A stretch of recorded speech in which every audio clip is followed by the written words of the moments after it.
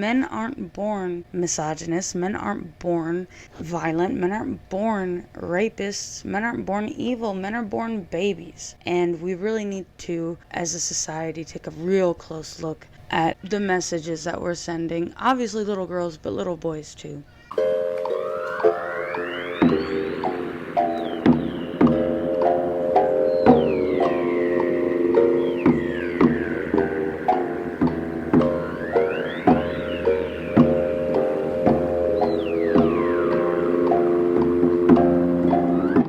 Alright guys, we got a weird one for you today. A total bizarro world twist. Today we have an actual child predator. 14-year-old Jessie Stone broke into the house of a 91-year-old woman, raped her, and battered her so bad. There's really not that much information going around on the media right now. I've compiled all of the news videos that I could of it for us to watch today. So, without further ado, 18-year-old boy is accused of sexually and physically battering a 91-year-old woman in Marion County. Our Ezzy Castro has the latest. According to investigators, it was a neighbor surveillance video that helped deputies in this case, as well as DNA evidence, which helped them identify the suspect. Deputies say this is him, 14-year-old Jessie Stone. That's a baby. Arrested just yesterday, and despite his young age, we are naming him and showing his picture due to the severity of the charges he is now facing. Deputies. That's a freshman. 14. That's a freshman. Sometimes 14-year-olds are even in 8th grade still. Say it was on June 9th around midnight that Stone entered the 91-year-old's home in Reddick. They say he allegedly beat her, then sexually attacked her before he took off. According to the arrest report, the victim told deputies that a young boy by the name of, quote, Randy John had stopped by her home the day before to talk to her and described him as a good boy. She also said the boy would stop by her home when he was younger, but hadn't done so in a while. So he knew her. Identified the boy as Stone, and on June 13th, deputies took Stone in for questioning. They say he admitted to entering the victim's home to watch pornography before he sexually abused her. Well, I say this all the time on this channel. Porn is really like the bane of society. It is the cause of so many, time and time again, I'm talking about on this channel how there's like this new subset of pedophiles that are coming up that didn't start off that way. They became that way because of porn. And we see it's becoming younger and younger. Like this weird, like these deviant behaviors are becoming normalized, and like the children viewing them are getting younger and younger. You've got middle schoolers who are choking each other sexually because that's what they see on pornography. And now you've got this kid, 14 years old, breaking into his 91-year-old neighbor's house to watch porn and to rape her. Now, want to provide a lot of services for the victim, anything that the victim needs, and help her any way we can, and that family, and knowing that she has quite a traumatic event that she's dealing with right now. Last night, Sheriff Billy Woods... And just real quick, can you imagine, like, obviously there is such an extreme degree of shame that a victim feels when they're targeted, especially for a sexual crime, but imagine how much weirder it feels to have been sexually assaulted by a minor. It's a statement that reads in part, I'm very proud of the hard work that my detectives and forensics team have done on this case to bring about a quick closure. This type of unimaginable violence is still shocking to me after all of my years in law enforcement. As for Stone, he was taken to the Department of Juvenile Justice Center in Marion County. He's now facing charges of sexual battery and burglary. A 14-year-old boy. All right, so here is the next. There really isn't much on YouTube, so I just like compiled like the most legitimate looking news sources I could. I guess this is a robot one. Let's see if she gives us any new information. Has been arrested in Florida after a horrifying attack on a defenseless 91-year-old woman in her own home. The Marion County Sheriff's Office reported that the elderly victim was awakened around midnight on June 9th to find an intruder in her Reddick residence. She was subsequently beaten and sexually assaulted, according to the Sheriff's Office press release. Following the brutal assault, the victim was hospitalized with facial and bodily injuries. She informed detectives that the assailant had pounced on her, punching her in the face before sexually assaulting her. Oh my and God. fleeing the scene. As for the arrest affidavit, local authorities have since arrested Jessie Stone, 14, In relation to the attack, he faces charges of sexual. Also, like, I really hope that they do an investigation into this kid's parents, because obviously he is a child, and although he's absolutely like responsible for these heinous acts that he's done, he's still a child, and the parents or his guardians are really the ones that need to be like obviously this kid needs to be, you know, given a lot of therapy and a lot of help, and he definitely needs to be, you know, held accountable for his actions. But I really hope that they did like a DCFS check on his parents and shit like that, because in what universe is his home life not modeling this behavior? Dual battery and burglary. WKMG News 6 reports. The affidavit states, the victim later explained that the day before the incident, a neighborhood youth named Randy John, later identified as defendant Jesse Stone.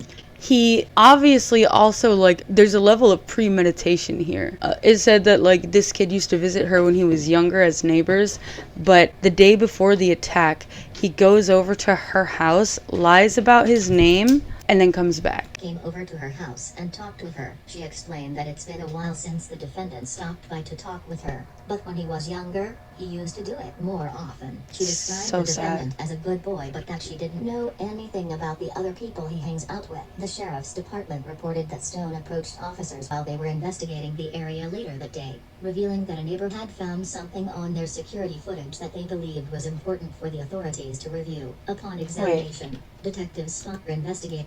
The sheriff's department reported that Stone approached officers while they were investigating the area later that day.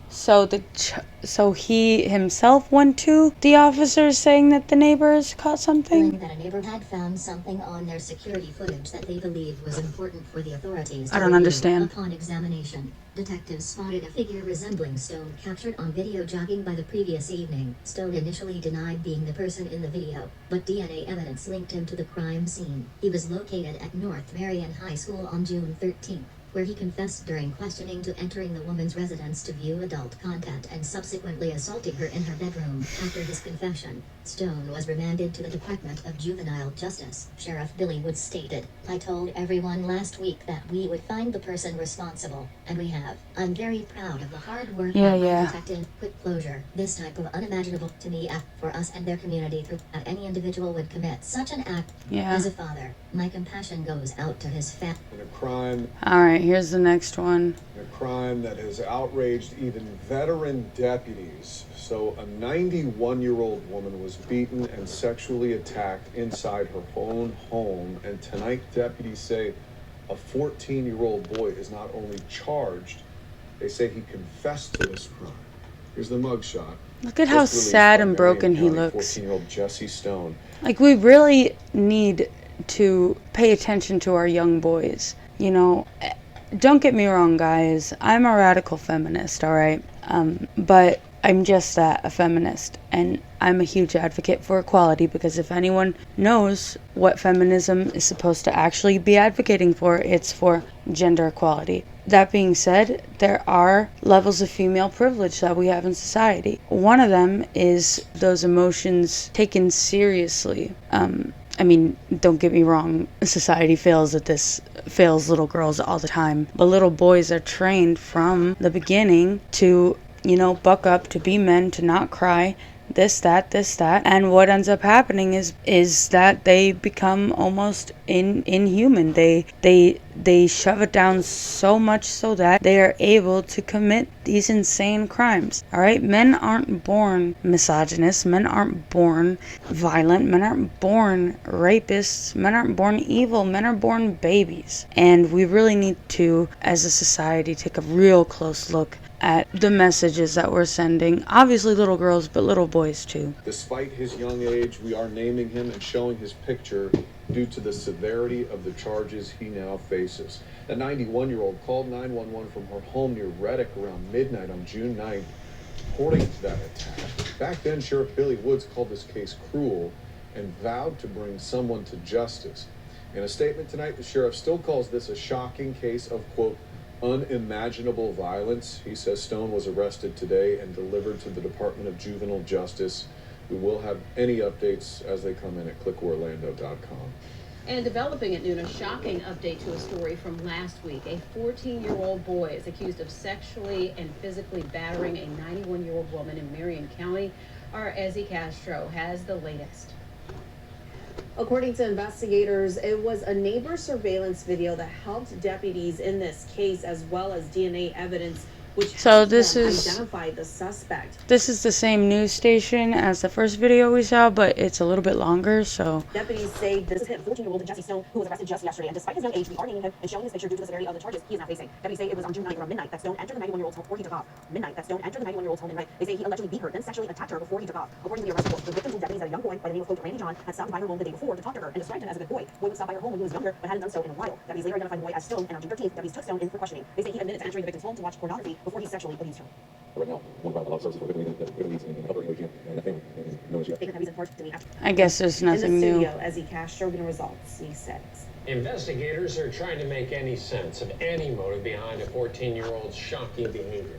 They say he sexually battered a 91-year-old woman in Reddick.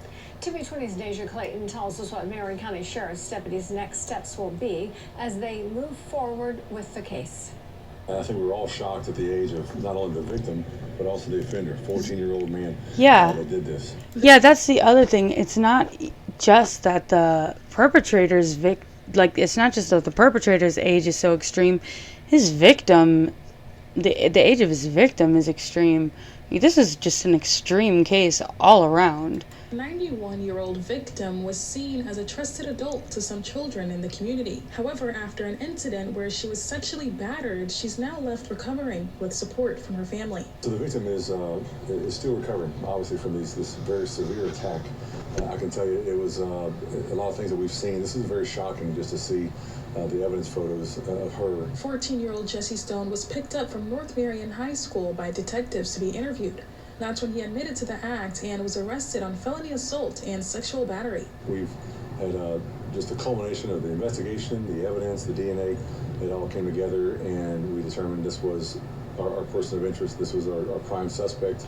Lieutenant Bloom says being that Stone is so young, he must be evaluated by a number of services. Absolutely. In hopes that there is a change and he receives the help he needs. He still has hope. Like, that's the thing. Unless there is an extreme personality disorder or some overarching mental illness, which obviously there's going to be when you're living in any kind of abusive home, which obviously a child that commits this kind of act clearly is coming from an abusive home.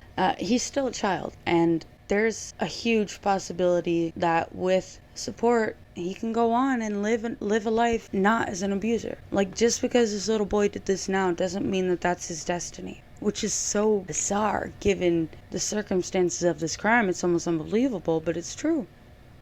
While he's there, there's in many ways, I see this boy as a victim as well. A very scary victim, but he's still a child. This is offered. There's counseling, psychology services. And Good. He will not really have a choice. He's going to have to get some help, and Good. It's just a great place for him to get that help. Deputies are still unsure if Stone will be charged as an adult, but as of now, he remains behind bars. Marion County officials hope this pushes residents to check on their neighbors, especially elderly neighbors, to help prevent another incident like this. In Ocala, Deja Clayton, TV20 News. That brings up a whole other conversation about how neglected seniors are in our society. You know, we always make the jokes about boomers, yada, yada, yada. But they are one of those invisible classes in society. Members in Marion County opened their doors tonight for a prayer vigil held not only for the victim of a sex crime, but also for the teenager arrested in the case. TV20's Howie Zal shows us why people feel both parties should be prayed for.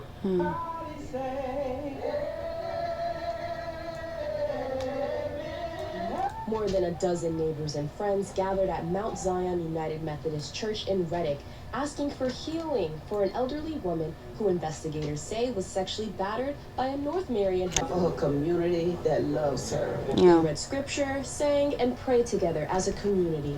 We just wanted to show her that we care about her and that we're praying. And the praying started as soon as we heard it. You know, like I said earlier, we don't wait to start praying. Prayer starts immediately. Marion County deputies say 14-year-old Jesse Stone entered the woman's home, punching her several times before before sexually assaulting her earlier Violent. this month. But God got her. And if God did it then, he can do it again. And he kept What? her. Stone was arrested for felony assault and sexual battery after confessing to deputies who say his samples taken from the scene. And she's always the same with a smile. She will speak to you regardless of who you are. She'll have a conversation. The group also prayed for Stone. But you know what? God got him. God got him. Maybe this will touch his heart. Maybe his heart will be changed. Because he said, Absolutely. He can ask daily, Lord, give me a clean heart, oh God. Don't ask And God renew a right necessarily. spirit within me. He can ask God to forgive him. Neighbors tell me the woman is currently with family, recovering safely. TV 20 News. Well, as of now, that's all I have insofar as video news. I'm gonna end this here, and then we're gonna take a look at hopefully some court documents. So one of those news stories quickly flashed some screenshots of the arrest report. I was able to snag some screenshots as best as I could of it to share. So he was born on 12/22/2009. Wow, so young. All right. So I guess this is the arresting officer. Before me, the undersigned authority personally appeared Detective C. Hartigan, who being duty sworn alleges on information and belief, yada yada, that the defendant did commit these crimes. In the early morning hours of 6/09/24, the victim called 911 and reported that she had just been sexually battered inside her home by an unknown male assailant who then fled the house after the assault. The law enforcement arrived on scene shortly after to begin their preliminary investigation, and the victim, who had received several physical injuries to her face and body during the assault, was transported to the hospital, while Special SVU, the Special Victims Unit, was assigned to the case. Special Victims Unit. Upon entering the room, I noted that the victim was lying supine on a hospital bed and wearing a cervical collar. Her left forearm was bandaged and her right upper arm showed large visible red and purple discoloration. I noted that the right side of the victim's face was considerably swollen and had visible red and purple discoloration, as did the bridge of her nose. Her bottom lip, right cheek, forehead, and bridge of her nose were coated with dried and fresh blood. The victim explained that she either woke up or was awoken by something and saw a figure which she described as a dark shadow. The victim explained that the defendant jumped or pounced on top of her. She began to fight him, trying to push him off. He then struck her face with his fists. She told him to go and to leave her alone. She later recalled that at some point she started to pray, "Dear God, please help me," and the defendant told her to shut up. She mimicked the sound of the defendant's voice by producing a clipped, accented voice. She described his voice as normal sounding, medium-pitched male voice in what she guessed to be Mexican or Hispanic accent. She explained that he didn't say anything else to her during the attack. She described the defendant as a medium-sized male who was approximately in his late teens or early 20s. The victim recalled that she was wearing a multicolored patterned nightgown and a pair of white underwear at the time of the attack, which the defendant tore off. She didn't know what type of clothing he was wearing. She recalled at some point she ended up face down on the bed and the defendant digitally penetrated her several times with his fingers. At some point he stopped and then left. She doesn't know what made him stop. We discussed how the defendant might have entered the home. The victim explained that the kitchen door had been locked. However, she recalled that at some point earlier in the day she had opened her living room door and looked outside for some reason. She speculated that she must have forgotten to lock it. She denied that she's recently had any arguments or altercations, and when asked if she had any idea who could have attacked her, she indicated that she had no idea. And the victim later explained that the day before, a neighborhood youth nicknamed Randy John, later identified as the defendant Jesse, came over to her house and talked to her. She explained that it's been a while since he stopped by, but when he was younger he used to do it more often. She described the defendant as a good boy, but that she didn't know anything about the people that he hangs out with. She denied that she's ever had any issues with him, and she explained that she enjoys spending time talking with him and the neighborhood youths, whom she calls her friends. After concluding my interview, I contacted the sexual assaults hotline and arranged for a nurse to respond and do probably a rape kit. She noticed that the victim's residence is situated off of blank, anything can't read that part. Upon entering the house, I observed that it too is neat and orderly, the living room connected to the kitchen, yada yada. The sheets were stained with blood, pillows were thrown all over the place. A life alert that was left behind.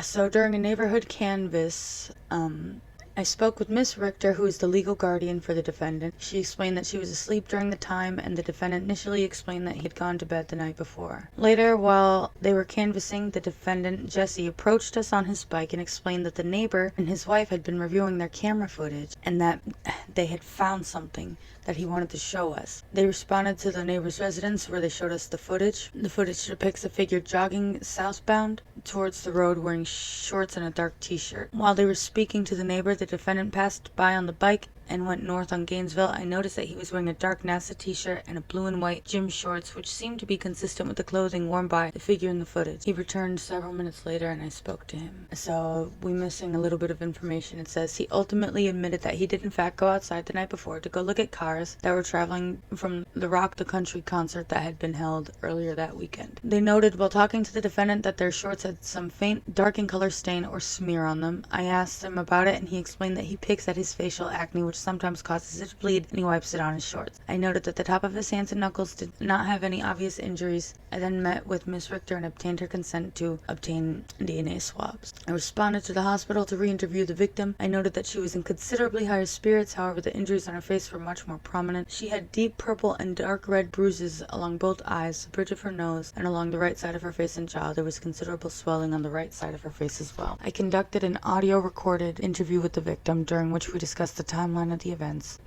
The victim explained that on the 8th, the defendant rode to their house. They sat together on the porch and talked for a bit. He left. She did the dishes. As the day went on, she continued to do normal routine things around the house and her yard. Around 5 or 6 that evening, she opened the living room door, but she doesn't remember why. She recalled that it was still light. She looked around outside, then shut it but forgot to lock it. The victim advised that later, around 8, she listened to a Christian program on the radio for about a half hour, and at 8:30 she went to bed. We discussed the details of the assault. The victim reiterated that something woke her. At a quarter to midnight, she looked half down the hallway, observed the shadow crouching down, coming down the hallway. He pounced her. She recalled holding him by his arms, and she recalled feeling his genitals on her leg. She recalled that she fought the defendant with all her might, and then the defendant started to beat her head with his fist, starting at the crown of her head, moving down along her face to the jaw area, consistent with her facial injuries. The victim recalled that the defendant straddled her. We discussed this specific detail for a bit. The victim seemed confused as to when this particular event occurred, but ultimately indicated that the defendant straddled her after she turned over on her stomach. She recalls feeling his genitals on her leg. She clarified that she felt them between her thighs. She explained that she didn't think the defendant had become erect because it was still soft. She recalled that she started praying and he told her to shut up twice. He got off. He did that. I guess he digitally penetrated her for about a minute. He got off her, left the room, going down the hallway and out the way he came. The victim denied that the defendant penetrated her with his genitals at any point. Initially, when asked if any part of the defendant went inside her, she said no. Later clarifying, I asked her if the defendant's finger or mouth ever penetrated. She said she thought she may have inserted his fingers, but she wasn't certain. She was unsure at what point during the assault this happened. We discussed more details about the defendant's features. She called that she did have a nightlight in her bedroom and that his weight didn't feel too heavy when he was straddling her, and she thought he was about 20. The DNA from the swabs obtained from the underwear demonstrated yeah, it's fucking rough. So yeah, there he is. That's Jesse Stone, the literal child predator.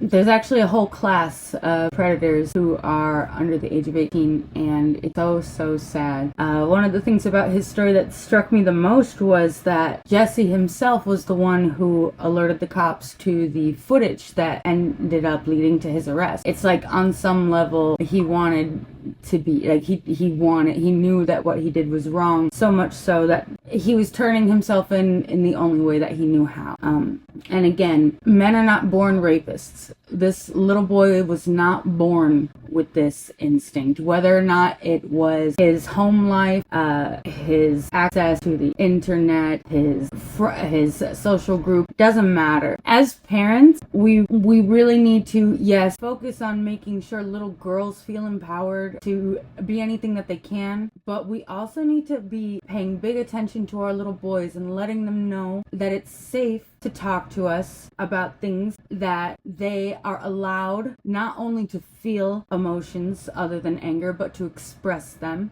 that they don't need to fight for everything, that they are entitled to love and respect, that it doesn't need to be earned. I mean, yes, we should be saying these to little girls too, but I've actually spent time interviewing a lot of men about, you know, and reading up on what they have to say about what it's like being a man. And as a woman, as a feminist, a big part of me is like, who the fuck gives a shit, right? Like, who the fuck cares, like, what these incels are talking about, what these alpha males are complaining about? But there's a grain of truth in everything, right?